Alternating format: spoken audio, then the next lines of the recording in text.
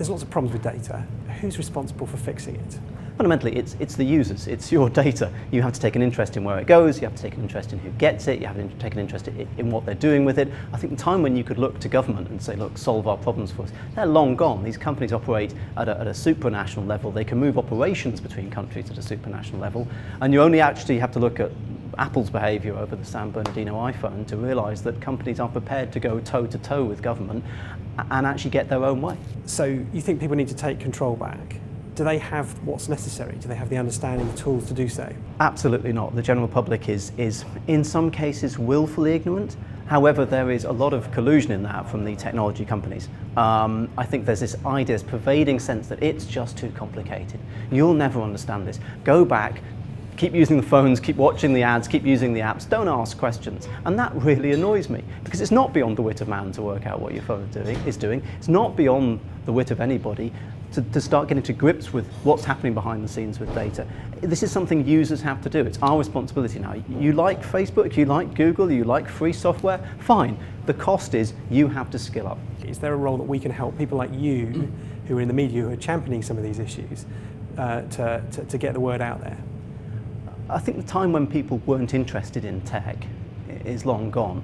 I think what people struggle with is finding people who can actually explain tech to them in a way that's engaging and that makes sense and that's accurate and answers the kind of questions they've got. Now, don't get me wrong, that for me feels like the role of the media, feels like the role of journalists. What we desperately need are people who are passionate, excited about it, who can explain it to us so we can explain it to the public, who can tell us what's going on, what's important, so we can then explain it to the public.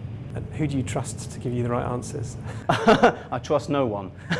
I try to trust everybody equally, but I don't trust any one particular person more than the others. What I will say is the people that I like speaking to, the people I get most from, and the people who generally, whose ideas and thoughts and work ends up on telly, are the people closest to the coalface. I do meet a lot of people who talk a good game, but when you say to them, well, how does that actually work? And you're talking about this piece of technology, so talk to me, how did you build it?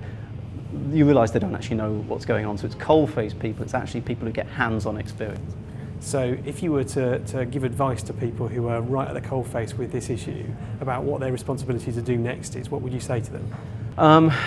Look for people in your organisation who aren't part of the IT department, who aren't your traditional contact. Try and find people in the PR department, have a chat to them. Try and find people in marketing, try and find people in HR. Try and develop connections outside of your little group in the company and just see how their world works, because it'll give you a greater sense of what your company's doing, and you'll start to make those connections and think, if I do that, that will really help that person in that department, because I know how they think and they like that. There's just no way IT can solve this on its own. It's a wonderful sort of heroic notion that, we can take it on. And I think there's a worrying sort of silo kind of bunker mentality of, well, nobody else understands this, and to explain to them such a faff, well, we'll just get on with it and hopefully they'll get it, or that they'll appreciate what we do.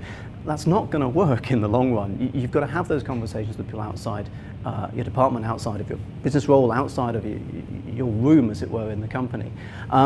Because you've got to understand how they think. A, you're not going to be able to solve it on your own, and B, it's only when you understand how other parts of the business think that you realise your true worth.